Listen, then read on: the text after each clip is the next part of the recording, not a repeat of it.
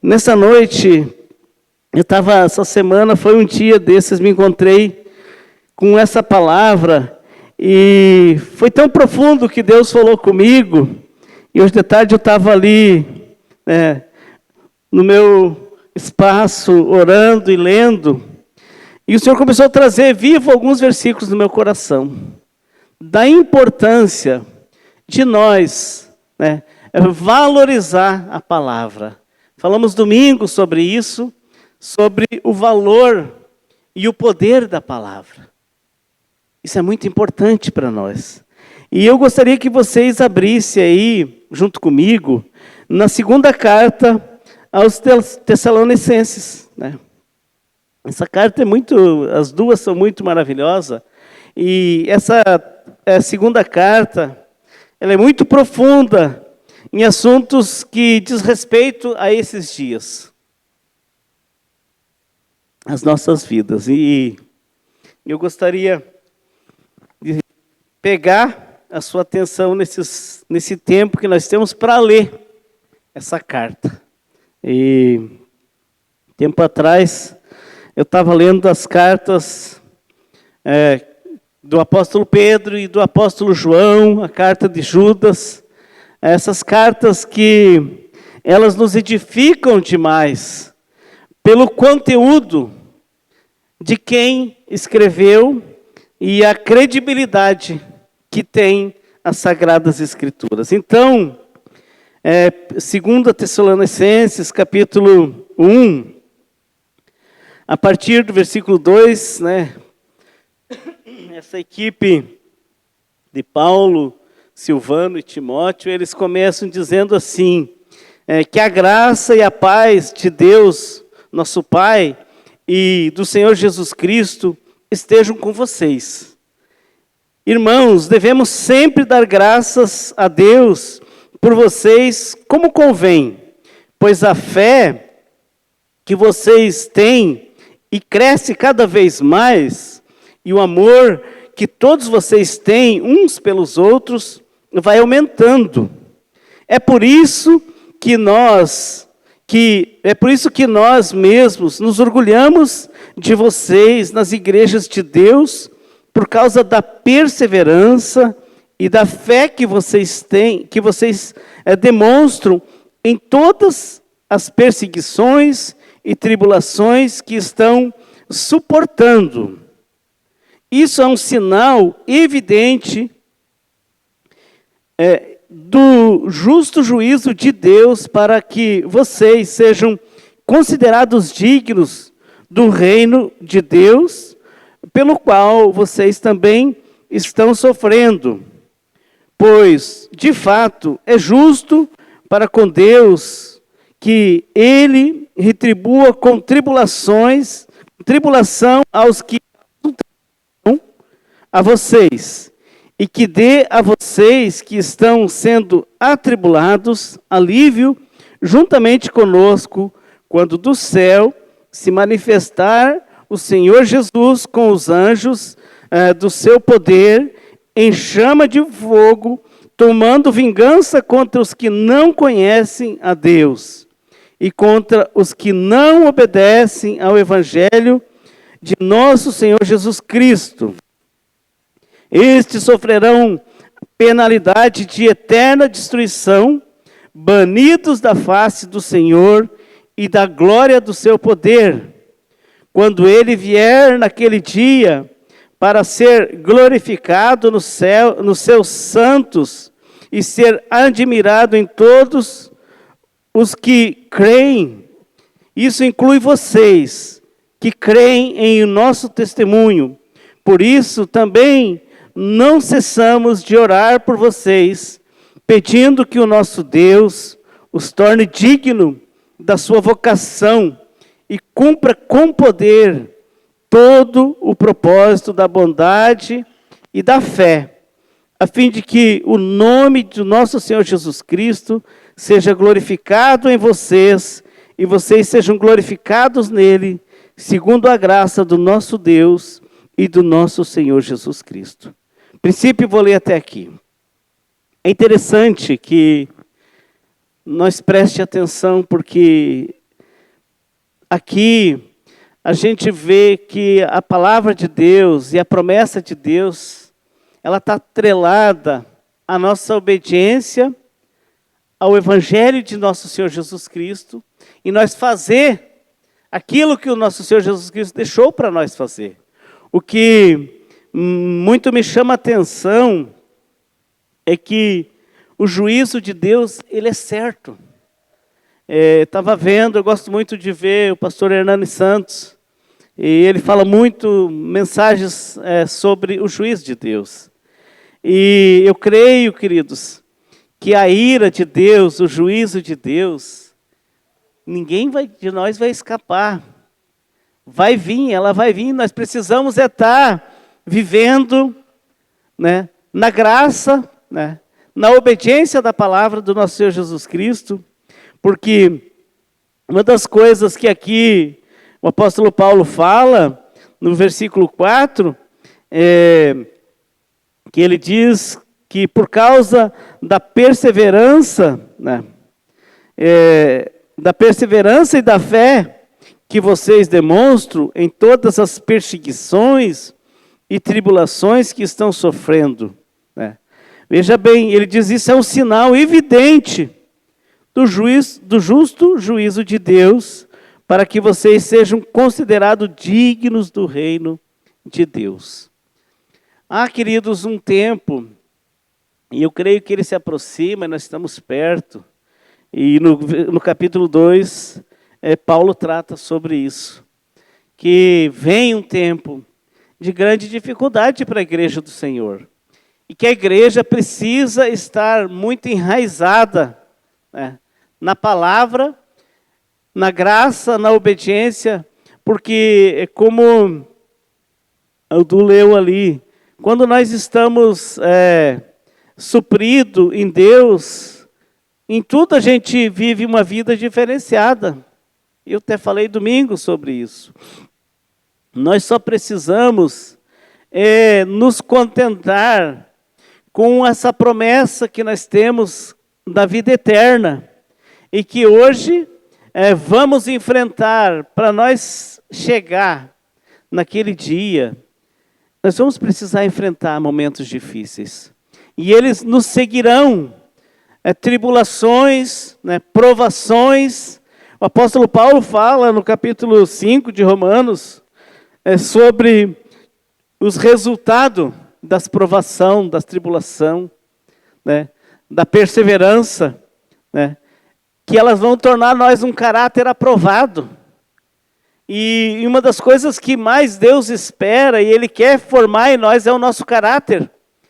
Quando Deus chamou o povo do Egito, uma das coisas que mais Deus olhava, estava sempre olhando, era para o caráter do povo, da nação de Israel, se eles realmente estavam com o coração naquilo que Deus tinha proposto para eles, se eles iam guardar aquilo que Deus tinha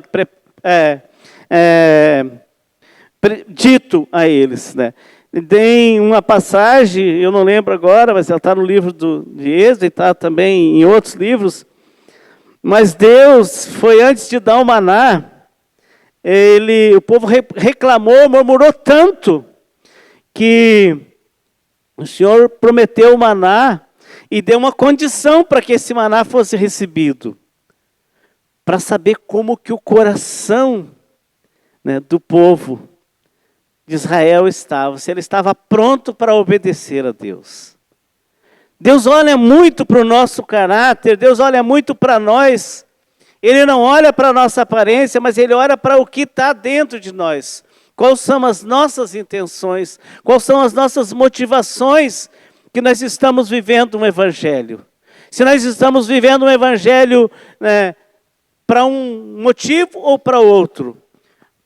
A intenção de Deus ter oferecido seu Filho como sacrifício foi para que houvesse em nós um entendimento, uma compreensão, um temor dentro do nosso coração, e que nós valorizasse a nossa salvação.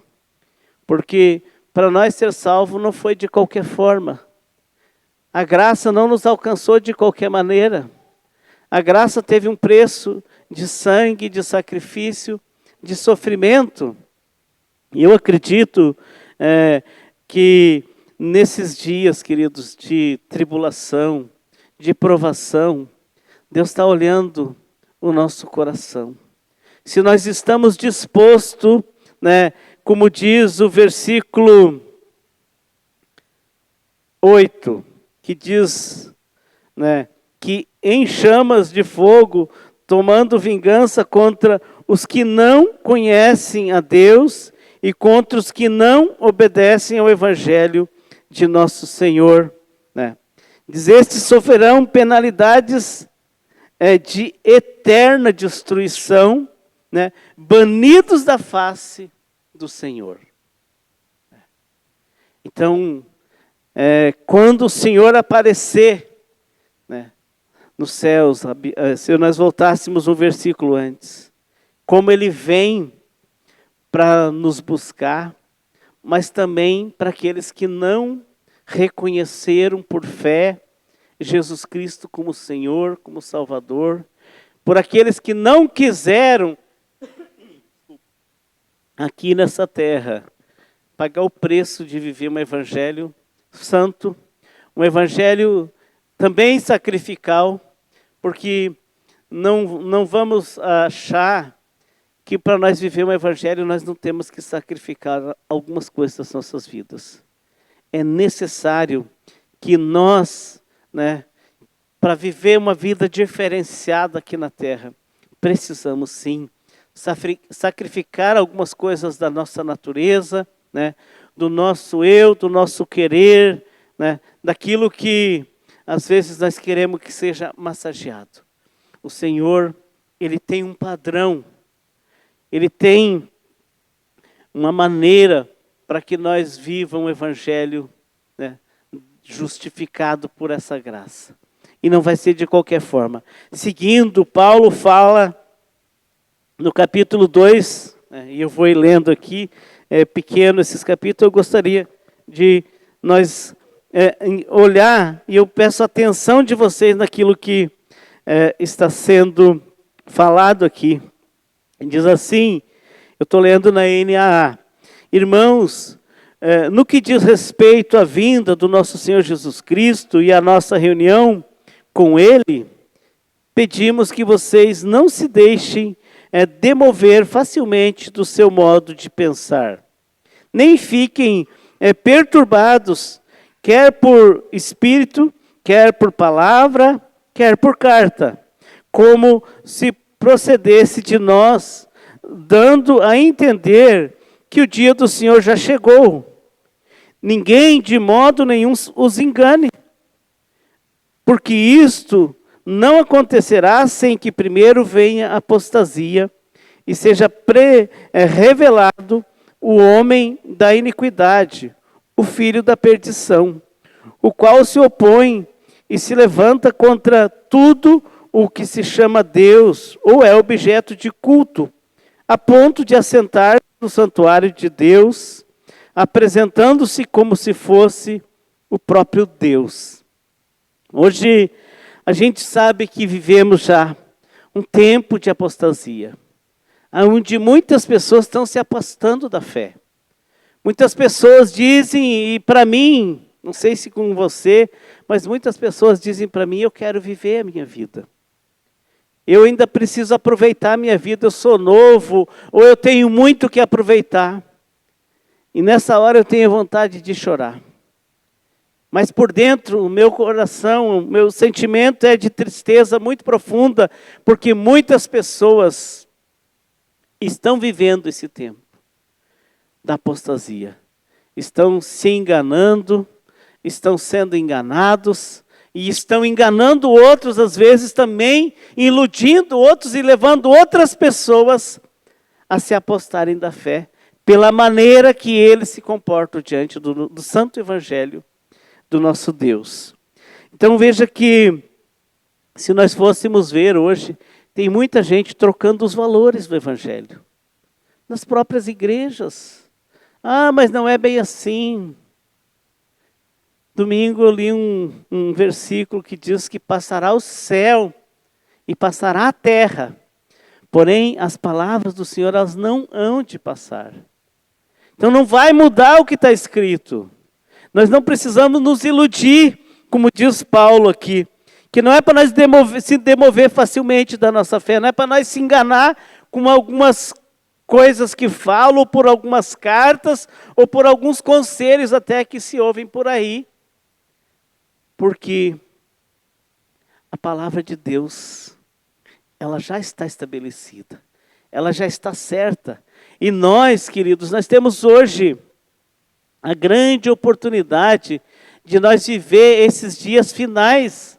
Eu creio, dias que a palavra está se cumprindo integralmente, se nós for ver. Os sinais, as profecias apocalípticas, elas se manifestaram, a maioria já. Mas nós estamos aqui e não sabemos quando vai ser o dia, até porque o Senhor não deixou isso para ninguém.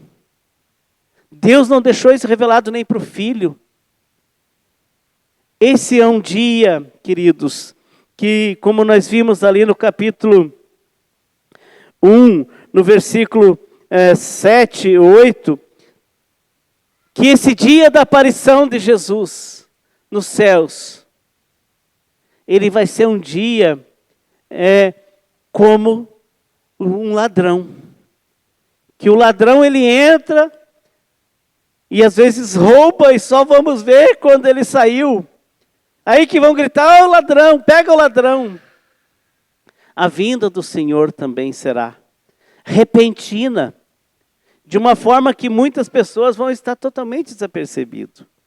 Mas uma coisa aqui Paulo segue dizendo, no versículo 5 do capítulo 2, ele diz, vocês não lembram que eu costumava lhes dizer estas coisas quando ainda eu estava com vocês? E agora vocês sabem o que o detém, para que ele seja revelado a seu tempo. Porque o mistério da iniquidade já opera, e aguarda somente que seja afastado aquele que agora o detém. Então será revelado o iníquo, a quem o Senhor Jesus matará com o sopro da sua boca, e destruirá pela manifestação da sua vinda. Ora, o aparecimento do iníquo é segundo a ação de Satanás, como com todo o poder e sinais e prodígios da mentira, e com todo o engano da injustiça aos que estão perecendo, porque não acolheram o amor da verdade para serem salvos. É por esse motivo que Deus lhes envia a operação do erro, para darem crédito à mentira, a fim de serem condenados todos os que não creram na verdade, mas tiveram prazer na injustiça. Veja que uma das coisas que infelizmente tem segurado muitas pessoas é ter prazer nas coisas erradas.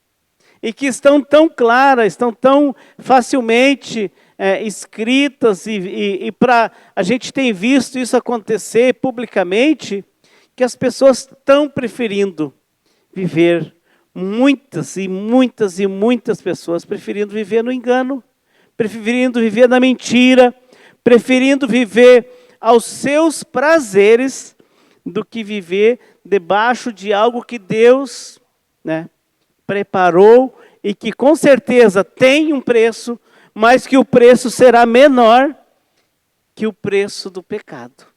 O salário do pecado, que diz Paulo no capítulo 6, versículo 23, ele diz o salário, o preço do pecado é a morte. Mas as pessoas estão esquecendo do dom gratuito de Deus, que é a vida, que pela graça nós somos salvos mediante fé. Isso não é uma coisa que veio de nós, é uma coisa que Deus está nos dando.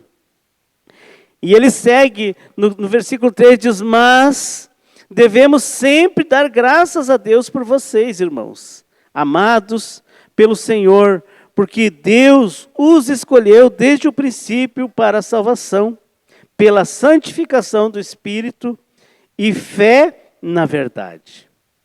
Foi para isso que também Deus os chamou mediante o nosso Evangelho, para que vocês alcancem a glória do nosso Senhor Jesus Cristo. Assim, pois, irmãos, fiquem firmes e guardem as tradições que lhes foram ensinadas, sejam por palavras, sejam por cartas, que o próprio Jesus Cristo, nosso Senhor, o Deus de nosso Pai, que nos amou e nos deu a eterna consolação, a boa esperança, pela graça. Console o coração de vocês e os fortaleça toda a boa obra em toda a boa obra e boa palavra. Uma das coisas que a gente sabe, né, que Deus espera, né, que cada um dos seus filhos cumpra o chamado que Deus nos chamou.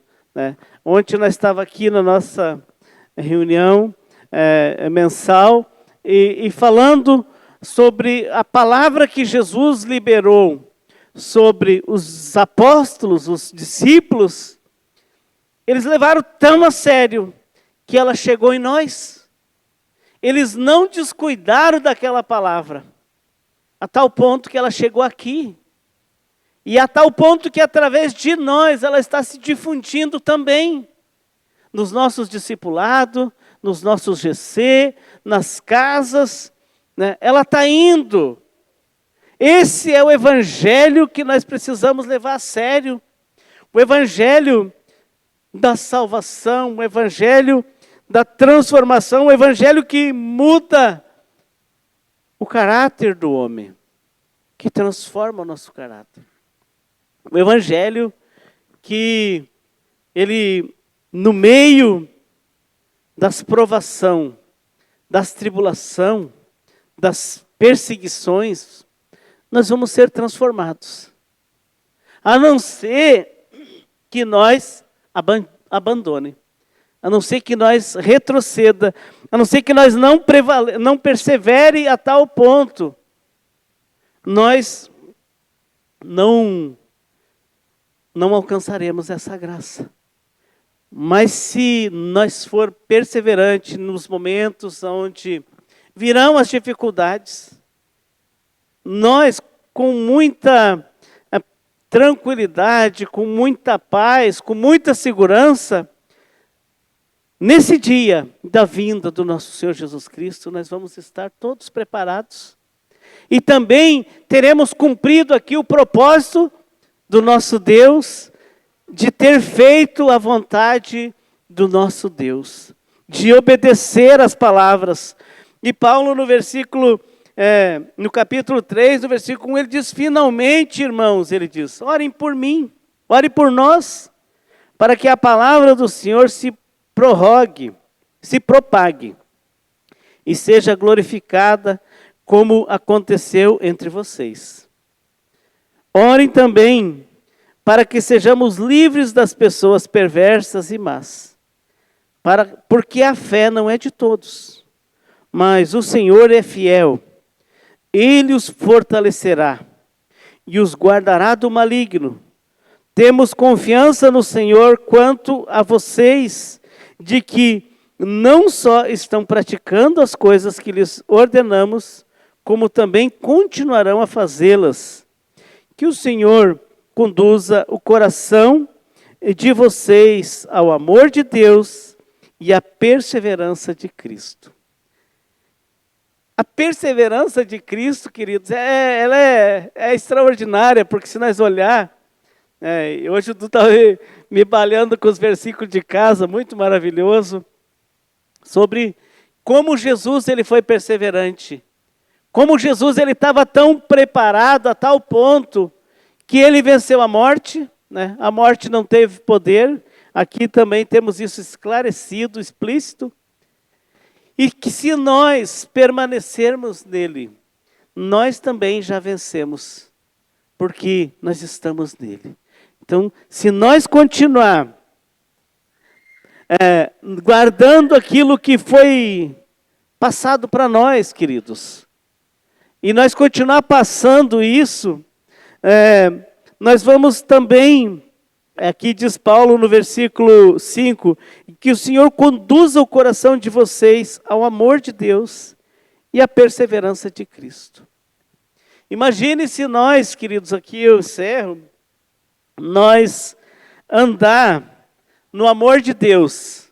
O que é o amor de Deus? O Senhor, Ele nos amou de uma forma tão grande que é inexplicável. João expressa isso no capítulo 3, no versículo 16, que Deus nos amou de uma tal forma, que não saberia explicar. Foi de uma tal forma que eu nem sei dizer bem, mas foi assim.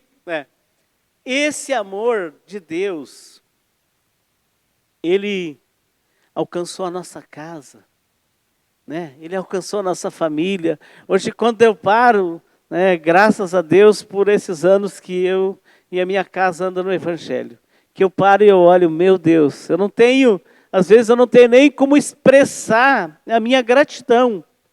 Essa palavra gratidão, ela é tão linda, e às vezes eu não sei explicar como que é ter o que eu tive alcançado pela graça de Deus. Viver da forma que eu vivi antes de conhecer Deus, e quando conhecer Deus, ter esse privilégio que nós temos, de fazer parte desse amor, fazer parte dessas promessas, fazer parte desse reino, fazer parte dessa obra tão gloriosa que nós podemos fazer, queridos, de alcançar outras pessoas. Quantas pessoas estão aí como eu estava, ou como você estava? Quantas pessoas precisam ser alcançadas na nossa volta? Às vezes dentro da nossa casa, na nossa família, com esse amor transformador. Amor que transforma, amor que preenche. Porque eu creio, sabe, queridos, que quando nós viver nessa plenitude, a cada dia nós vamos sendo surpreendidos pelo amor de Deus. Enquanto nós estávamos aqui cantando, eu estava pensando o privilégio que nós temos, sabe? De fazer essas declarações do nosso coração, não de boca, como diz João, não é para nós amar de boca ou de palavra, mas de entranháveis afetos do nosso coração.